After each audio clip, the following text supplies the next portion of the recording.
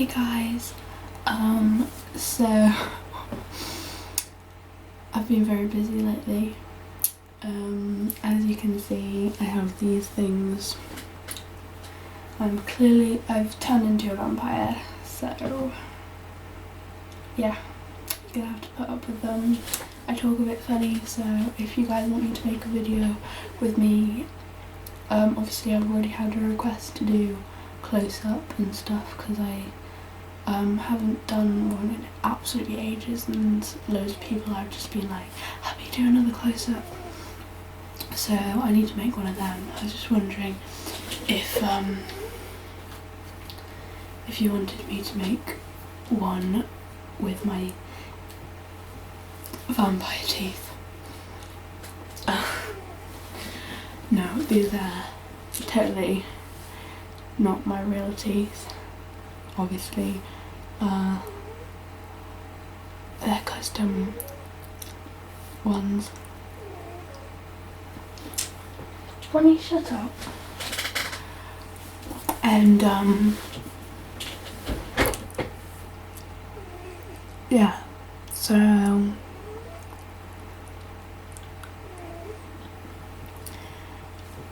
my cat's making loads of noise, so I apologise if she annoys you during this video. So yeah, I made a video for these. It's basically unboxing and applying and making them.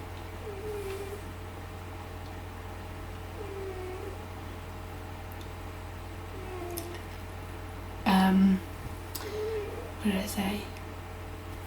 Unboxing and applying them on my teeth. There are quite a few good sounds in that. So yeah. I also cut my hair. I cut my own hair. Oh, why would you do that? Obviously it's still the same length. I just sort of put more layers in and stuff. I'm sure in another video you'll be able to see it better in the future, seeing as I have my headphones on now and it's not properly like done. Oh my goodness, my iPod is being annoying. I'm just trying to reply to somebody. So yeah, I'm gonna carry on reading this. I'm probably gonna take these out because they like will on my lips and it can get really annoying. Doesn't really hurt that much, but yeah. It feels weird talking without them now. Okay, so I'm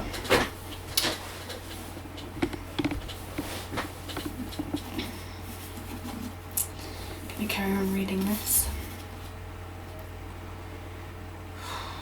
It feels like we've been doing it for ages and it looks like there's nothing that's been done. Like I was just looking here and the thing's like right there and it's like, oh okay. Well, thanks for being there. I think in this video I'm going to be whispering because I had a request to do that. So I guess the next few episodes will be me doing it in whisper, unless everyone's just like, oh, what are you doing? Why would you whisper read? But yeah, I'm trying to figure out this whole manual focusing thing. I've turned the autofocus off so it doesn't make too much noise because usually it makes loads of noise. Okay, so this one's called 100% Pure German Sweat. And you're not very loud. There we go. That's better. That's a lot better. Sorry about that, just turning the volume up. Okay. People line the streets. You know what? Probably best if we just close down my computer. So, people line the streets as the youth of Germany march towards the town hall and the square. Whoa, that's really good. Let's just turn this up. think I'm going to do a close-up reading. Just decided that now. Okay. So, line the streets as the youth of Germany marched towards the town hall and the square.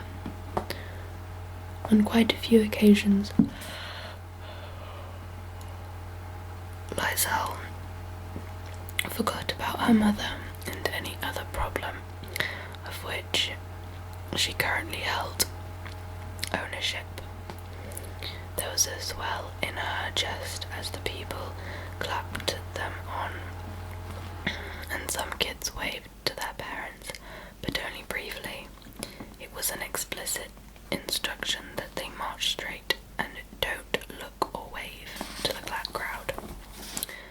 When Rudy's group came into the square and was instructed to halt, there was a discrepancy. Tommy Muller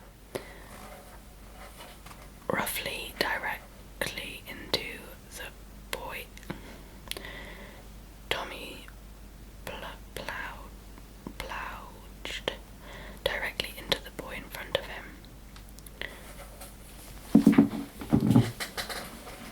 Bunny, shut up.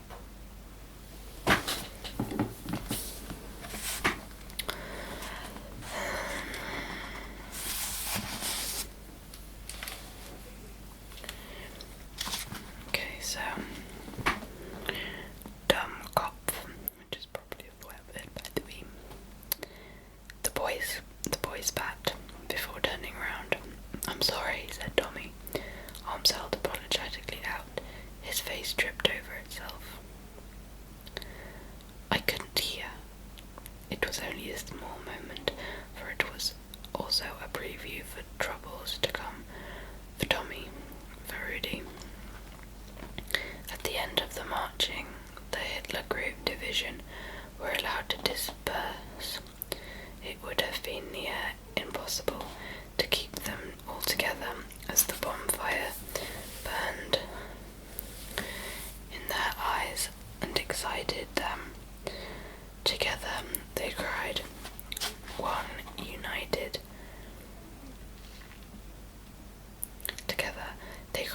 united, Heil Hitler, and were free to wander.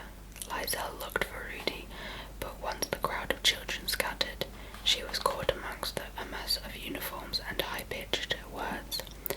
Kids calling out to the other kids.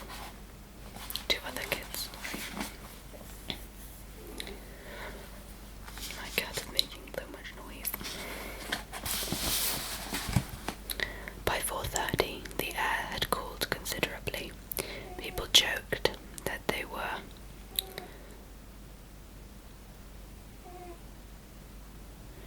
they needed warming up. That's all this rubbish is good for anyway. Trolleys were used to wheel it all in. It was dumped in the middle of the town square and doused with something sweet.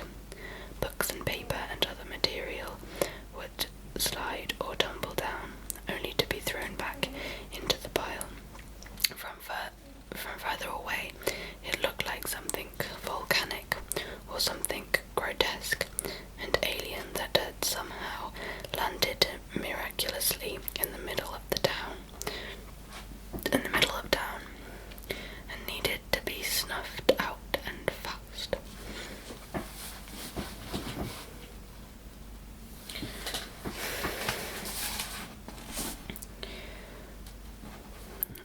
The applied smell leaned towards the crowd, who were kept at a good distance. There were well in excess of a thousand people on the ground, on the town hall steps, on the rooftops that surrounded the square. When Liesel tried to make her way through, a crackling sound prompted her to think that the fire had already begun.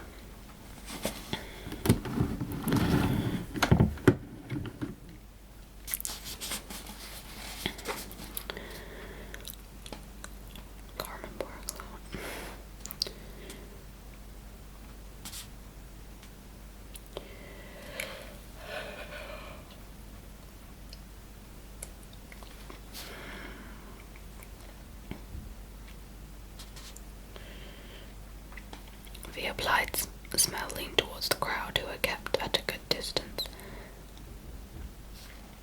I've already read that. When Lysel tried to make her way through, a crackling sound prompted her to think that the fire had already begun. It hadn't. The noise was kinetic humans flowing, charging up. They've started without me. Although something inside told her that this was a crime. After all, her three books were the most precious items she owned. She was compelled to see the thing lit. She couldn't help it. I guess humans like to watch a little destruction. Sandcastles, houses of cards, that's where they begin. Their great skill is their capacity to escalate. The thought of missing it was eased when she found a gap in the bodies.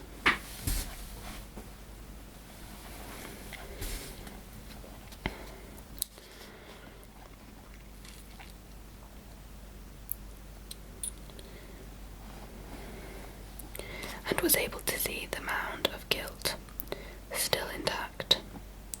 It was prodded and splashed, even spat on.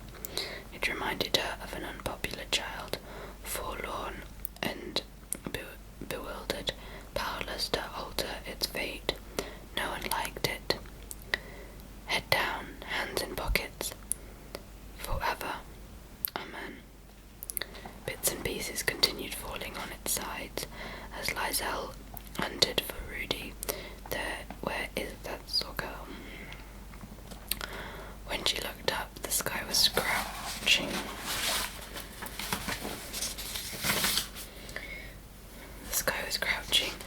A horizontal.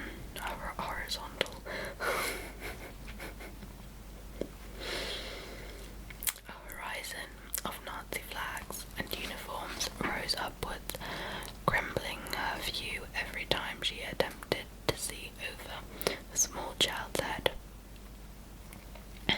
It was pointless. The crowd was itself.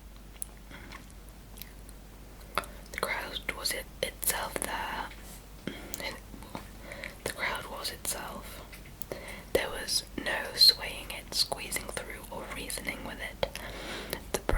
You breathed with it, and you sang its songs.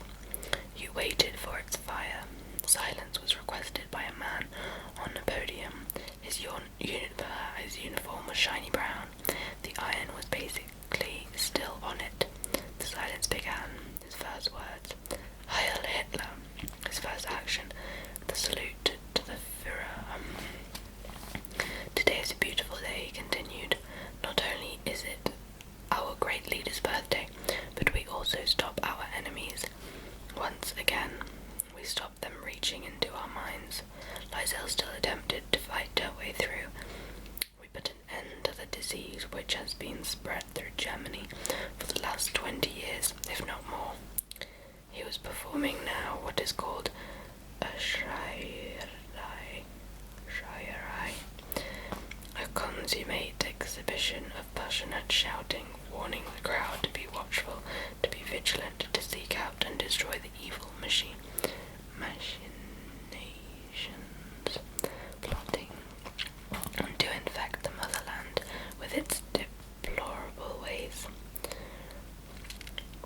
The immortal, the communisten, that word again, that old word, dark rooms, suit-wearing men, die Juden, the Jews.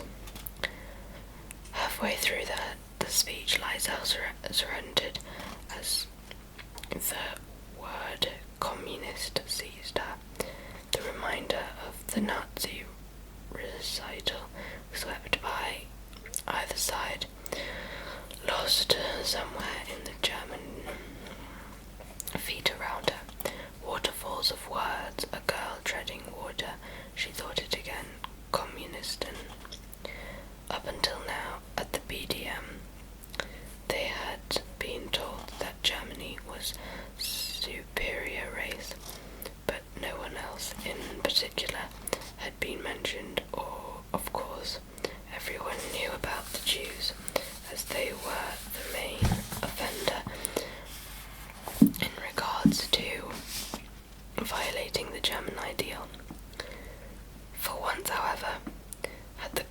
communists been mentioned until today, regardless of the fact that people of such political creed were also to be punished. She was to get out in front of her, a head with parted blonde hair. She had to get out, sorry. In front of her, a head with parted blonde hair. The pigtail sat absolutely still on its shoulders, staring into it. Lysel revisited those dark rooms of her past, and her mother answering questions made up of one word. She saw it so clearly. Her starving mother, her missing father, communistan, her dead brother, and now we say goodbye to this rubbish, this poison. Just before Lysel Memminger pivoted with nausea to exit the crowd, the shiny brown-shirted creature walked from the podium. He received a torch from an accomplice and lit the mound that dwarfed him in all its culpability. Heil Hitler, the audience. Heil Hitler. A collection of men walked from the platform and surrounded the heap, igniting it, much to the approval of everyone. Voices climbed over shoulders, and the smell of pure German sweat struggled at first, then poured out. It rounded corner after corner until they were all swimming in it. The words, the sweat, and smiling. Let's not forget the smiling.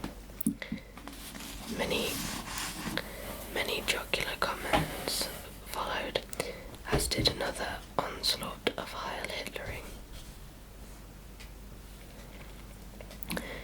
It actually makes onslaught. It actually makes me wonder if anyone ever lost an eye or injured a hand or wrist with all of that.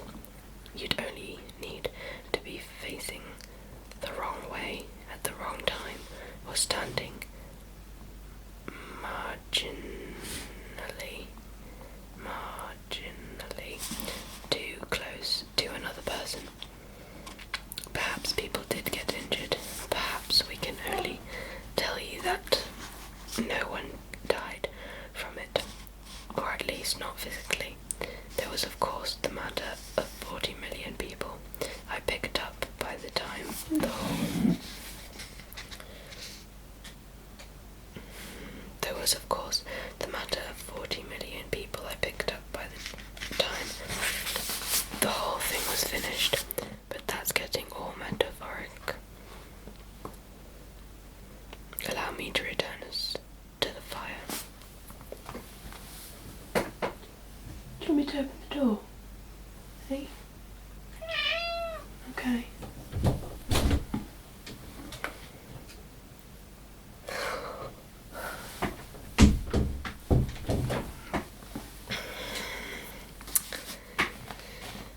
The orange flames waved at the crowd as paper and print dissolved inside them. Burning words were torn from their sentences. On the other side, beyond the blurry heat, it was possible to see the brown shirts, the SWAT stickers joining hands. You didn't see people, only uniforms and signs. Birds above did collapse. They circled, somehow attracted to the glow, until they came too close to the heat. Or was it the humans? Certainly the heat was nothing.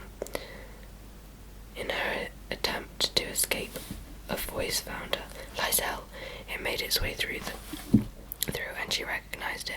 It was not Rudy, but she knew that voice. She twisted free and followed to find the face attached to it. Oh no. Ludwig Schmeichel. He did not, as she expected, sneer or joke or make any conversation at all. All he was able to do was pull her towards him and motion to his ankle. It had been crushed amongst the excitement and was bleeding, dark and ominous.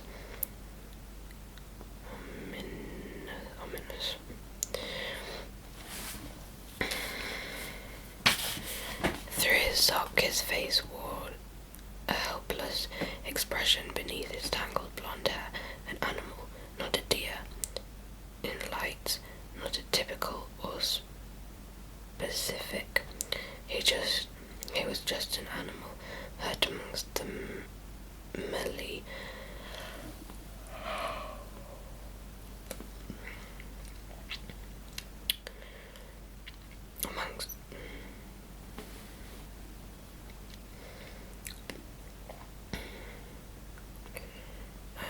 was just animal hurt amongst the melee of its own kind, soon to be trampled by it.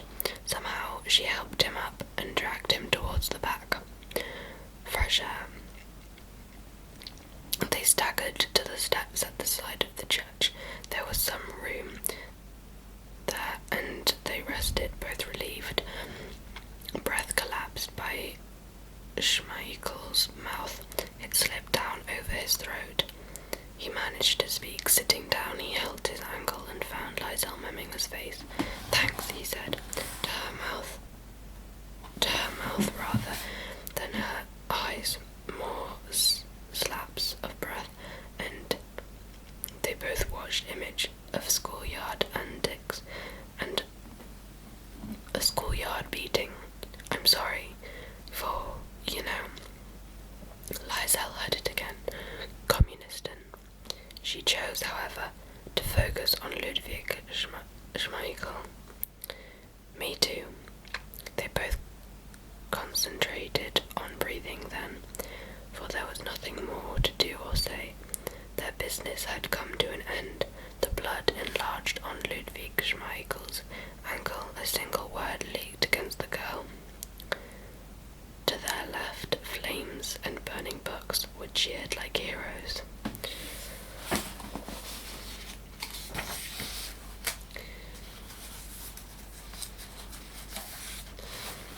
That's it. Bye. Hey guys, I dyed my hair. It was supposed to be dark brown and it turned black because my mom did it and she put way too much colouring hair dye thing in it. This is an update video. I haven't made one of these in ages. Guess I'm not going to be using you today. It doesn't have any battery power left because it's stupid. Yeah,